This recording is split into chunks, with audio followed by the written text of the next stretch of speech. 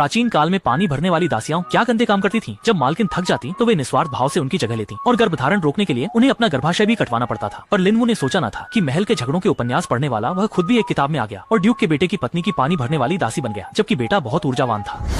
राजकुमारी सचमुच फुर्तीली, तीसरी बार पानी उबला।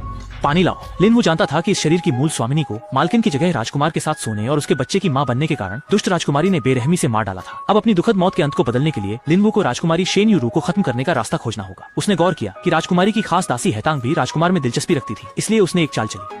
युवराज ने हैतांग की गुलाबी पोशाक की तारीफ सुनी तो शेन यूरो को भी एक गुलाबी पोशाक थी। लिनवू की चापलूसी भरी बातों में आकर शेन यूरो ने खुशी खुशी उसे पहना और बूढ़ी मालकिन को प्रणाम करने चली गई। उसे नहीं पता था कि ड्यूक की पसंदीदा रखैल गुलाबी पहनती थी, इसलिए ड्यूक की पत्नी को गुलाबी रंग से सबसे ज्यादा नफरत थी। इससे बूढ़ी मालकिन, जो पहले से ही शेन यूरो को पसंद नहीं करती थी, उसे और भी नापसंद करने लगी और बहाना बनाकर उससे पूछा कि वह प्रणाम करने में देर क्यों हुई।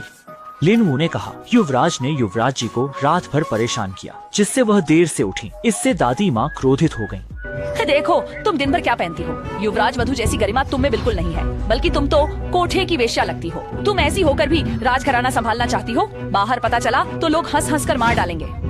बहू को लौटकर सोचना चाहिए। युवराज वधू को नियम नहीं आते तो और देर घुटने टेके ताकि सबक सीखे।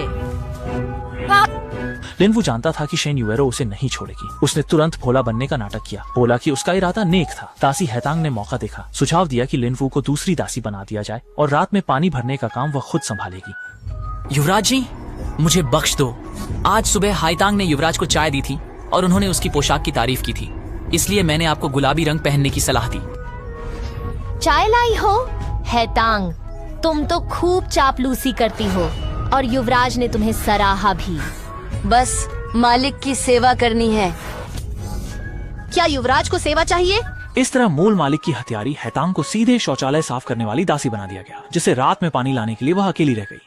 रात को लिनवू ने शेन यूरो को पाने के लिए शिजी की चाय में सुअरनी वाली कामोत्तेजक दवा मिला दी। पहले से ही ऊर्जावान शिजी ने इसे पीते ही पूरे शरीर में गर्मी महसूस की और उसकी कामोत्तेजना बेकाबू हो गई। लेकिन लिनवू को उम्मीद नहीं थी कि शिजी ने शेन यूरो को उठाते ही उसका हाथ भी पकड़ लिया और उसे भी साथ सोने को कहा।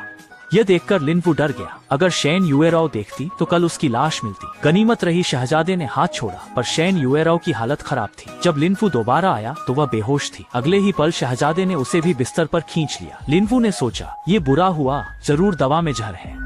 युवराज वधू को चोट दूंगा।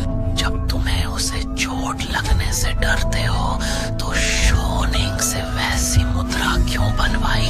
क्या तुम्हें उसे देखकर ज्यादा उत्तेजना मिलती है? हालात बिगड़ते देख उसने मना करने के बहाने किए, पर राजकुमार ने उसे गले लगाकर वार किया। तभी लिन यूएरू जाग उठी।